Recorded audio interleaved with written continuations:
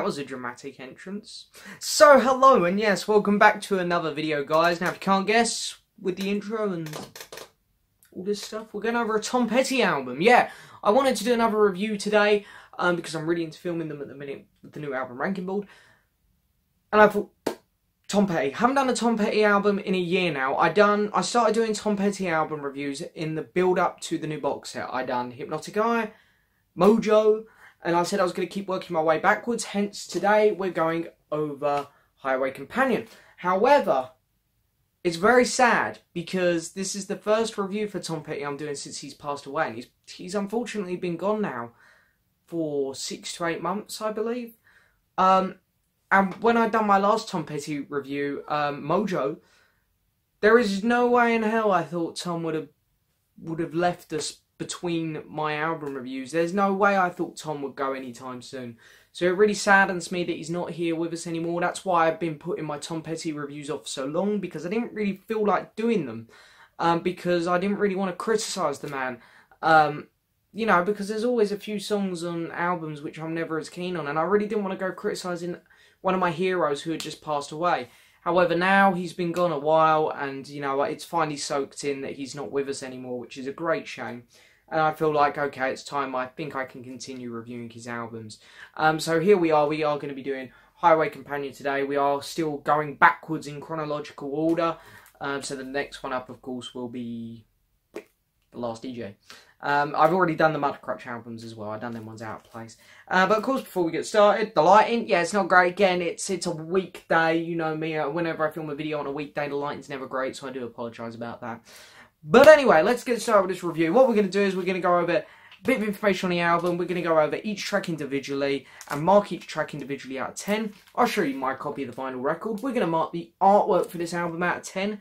Then when all that's said and done, we're going to add up all the scores here, divide them by the total number of scores given, which will be 12 tracks plus the album artwork, so 13, which is going to give us an overall marking for this album out of 10. But we're not done there, because then we're going to head over to the album ranking board, put it on there, and see where it ranks compared to other albums we've reviewed here on this channel. So, Tom Petty's Highway Companion was released on July 25th, 2006. It is the follow-up album to The Last DJ, and it is the album which came just before Tom Petty reunited his old band, Mudcrutch.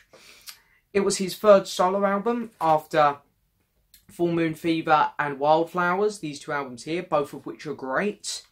But if you want to include everything, including, you know, the Mudcrutch obviously haven't reformed at this point, so if you want to include all the Heartbreakers stuff, it is technically Tom Petty's 13th album that he's worked on.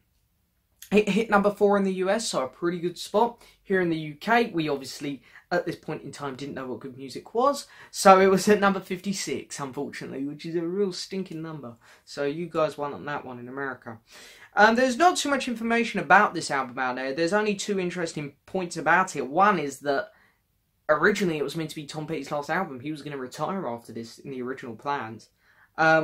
Thank God he didn't, because we wouldn't have got these 4 albums along the bottom here. You know, we've got these 4 great albums here, especially this one, and I really like this one over here as well.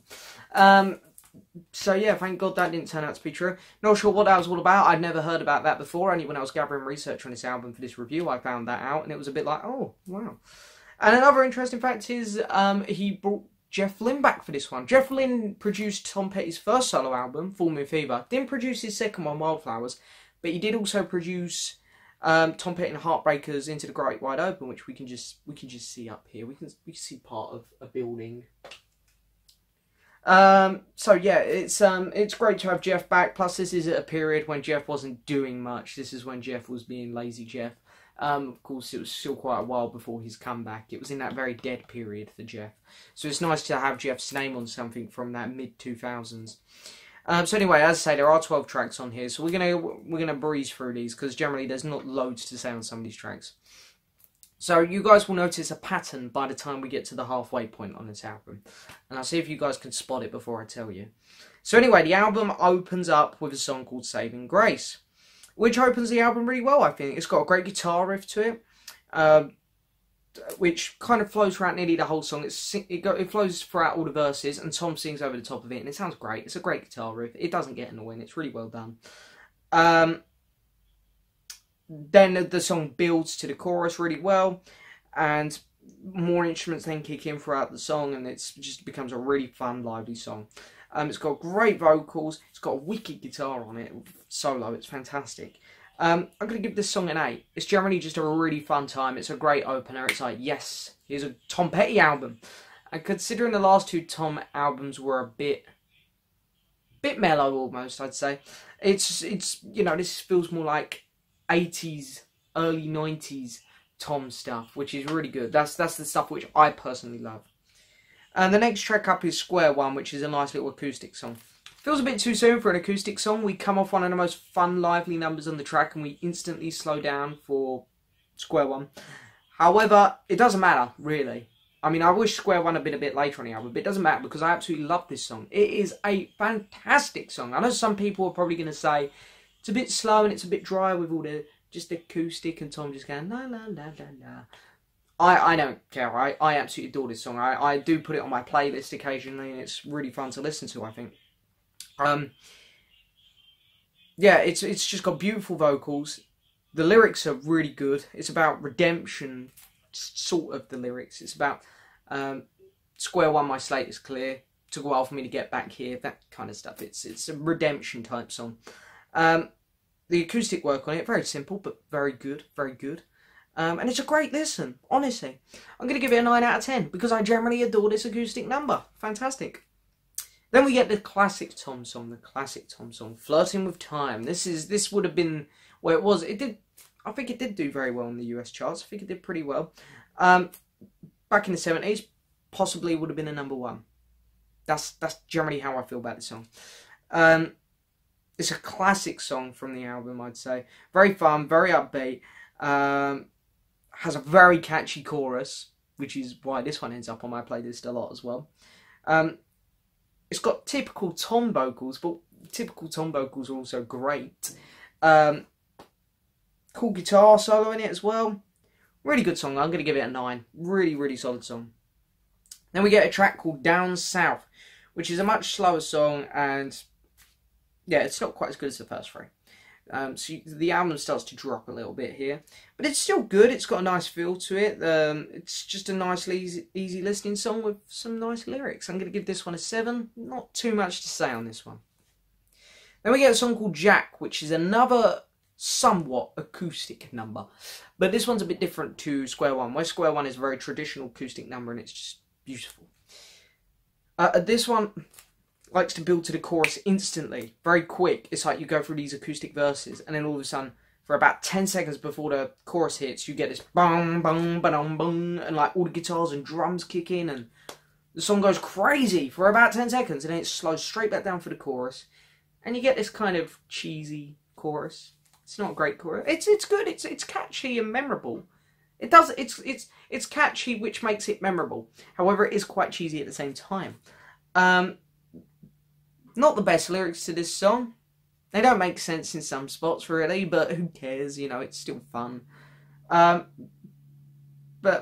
the catchiness makes up for it, I'd say.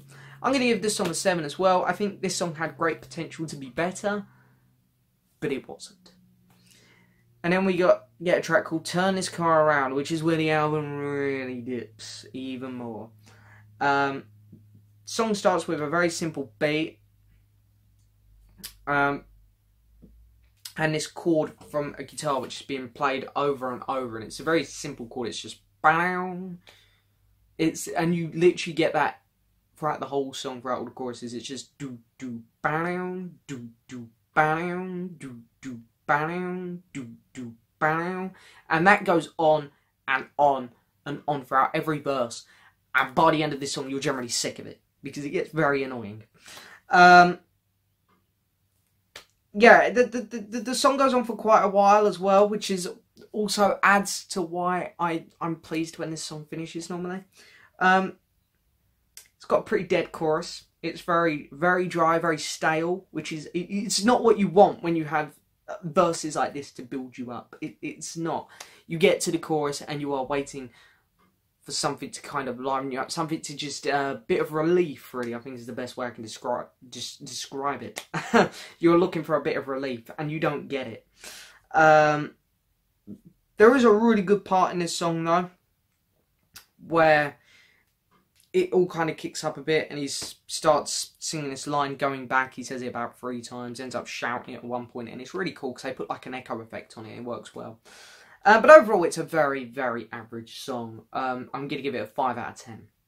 So now we're moving on to the second record in the LP. This is B-side 2, if it was released in the 70s, because it would have been on a single record, of course. And I don't know if you guys can start to see the pattern yet. Basically, my opinion on this album is the album just progressively gets blah, blah, blah, blah, blah. Especially on the A side. But now we're moving on to the B side. Let's see how well the B side does. So it opens with a track called Big Weekend, which is a much more fun, upbeat song. Which I'm generally relieved about after Turn This Car Around. Silly lyrics. But it's nice, again, it's nice to hear a more fun, upbeat Tom song. You know, Jack had silly lyrics, but it's still a nice song. It's nice to hear it every now and then. The chorus is a bit, again, a bit silly, but it's fun. It's fun. I'm not the biggest fan of this song. It's not a song which I go to too much, but yeah, I'm going to give it a 6 out of 10. Then we get a song called Night Driver, which is another slower track. And it's a bit of a dry, dreary song. It's got good lyrics and good vocals, definitely. But it's a bit long considering not much happens in it. I think is the best way to describe this track. It does kind of drone on a bit and it goes and goes and goes and goes and goes. And then by the end of it, you're like, thank God that's over as well. It's not a bad song, but it's not great. I'm going to give this one a 6 out of 10. Then we get a song called Damaged by Love. Has a similar feeling to it. Very, very similar to Night Driver. It does feel different in a sense, like, you know, obviously it's going at a bit of a different pace. However, the song itself is very dry, very drony. It doesn't do much throughout the whole song. And the chorus doesn't do much to save it either. It's a very dry chorus as well. Yeah, very, very similar notes on Damaged by Love to Night Driver. So I'm going to give this song a 6 out of 10 as well. It's an okay song. There's nothing really wrong with it. It's just there's nothing that makes it stand out. Then we get a track called This Old Town. This song has a bit more character to it, I think. It's a bit more memorable. It's a bit more lively. The lyrics are silly, but it doesn't matter because the chorus is really fun and catchy. You know, I do remember the chorus off the top of my head. Really, it's quite a fun little chorus. The lyrics are very, very catchy to it. A bit like Jack. Yeah, it's a fun song. I'm gonna give this one a 7. It's the best one so far on side 2. Probably the best one off side 2. Then we get Ankle Deep, which is a much needed upbeat song. So even though This Old Town was a bit more upbeat than Damaged by Love and Night Driver, only really got upbeat in the chorus, whereas this song here, straight in with a nice acoustic riff going really well. Very country feeling song. Tom likes to do that a lot. Yeah, it's got a sweet guitar riff in it, guitar solo, sorry, in it, which is great, but the guitar riffs are really good. Yeah, it's got a good chorus. It's a good song, not nothing to go shouting about, I don't think. So I'm going to give this one a 7 out of 10 as well. Then we finish on a track called The Golden Rose, which is very interesting at the start because it starts off with this really weird piano. And I really like it because it's like nothing we've heard on this album so far, and it's really, really interesting to hear. And then all of a sudden it just completely goes away and they go straight back into acoustic little number. So yeah, but the song itself, it's good though. It's a good song. You know, it's got some good guitar riffs going on it. It's a bit of a slow burner song, I feel. It's one that grows on you over time. Because at first I felt very similar to this one as I did to Damaged by Love and Turn This Car Around. But yeah, it's an interesting song. I don't mind it too much. I'm going to give this song a 7 out of 10 as well. So anyway, my opinion on this album overall is basically that it starts off so good. Like Saving Grace, Square One, and Flirting with Time are 3 fantastic songs. They are so good. I'm consistently putting them on my playlists. If I was to make like a best of Tom Petty CD, if I was given, let's say, 30 spots, I'm pretty sure all 3 of them would end up on there. And then the album slowly drops with the next 2 tracks, and then it just goes into this very bland type feeling, which is somewhat saved near the end. The last 3 tracks are good, but like on the reissue, it's 4 sides. Basically, the 3rd side, I will probably never, I will very rarely let touch my turntable. Whereas the A side, all the time, all over it. 2nd side, occasionally. 4th side, occasionally. 3rd side, nah. I'm just very, very rarely going to go there. So that's kind of how I feel about this album. But anyway, let's take a look at the artwork. I love the cover. It is fantastic. I absolutely adore the cover. Back cover, that's not too bad. You know, I like the fact that it carries round. You know, it's a nice picture. The vinyl record itself, it's one of them really nice records. Like how Mojo's made. And the first Mudcrutch album. It's one of them ones that's got the stuck down spine. It's really thick, so the records can't get, when they're in the sleeve, in the jacket, they can't get caught in the spine. It's really thick, really nice feeling record, really heavy vinyl as well.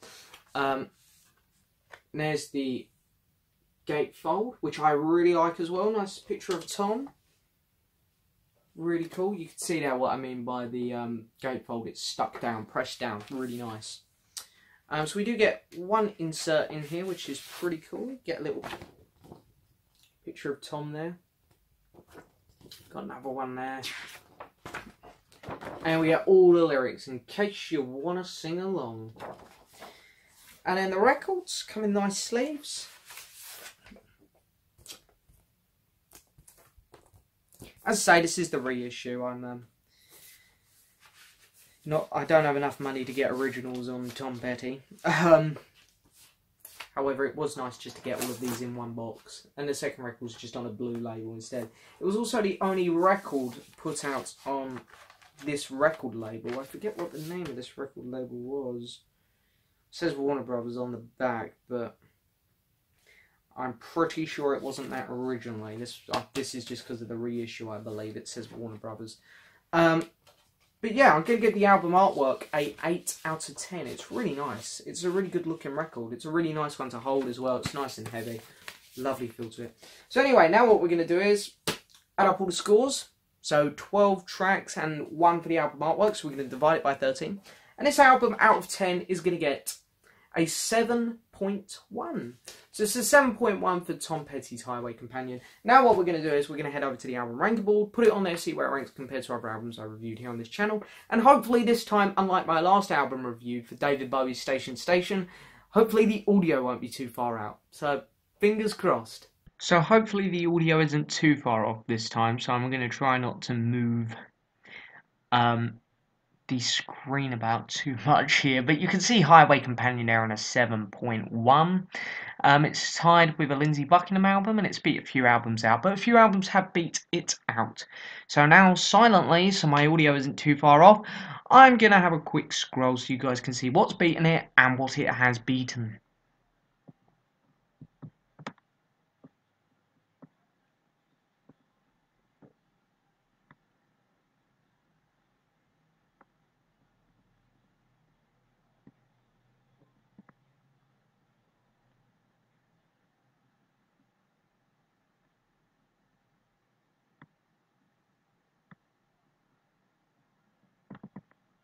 So yes, that's it for this video, guys. As always, I hope you enjoyed it. This was a fun album to talk about. Again, if you've got any album suggestions, any albums you'd like me to review, please let me know in the comments, as I am always open to suggestions. At the minute, I'm really looking for some bad albums, because at the minute, the album ranking board is looking very dry down the bottom. So I need some albums I can really rag on. Maybe some really cheesy 80s stuff, which I can really just dig into a bit.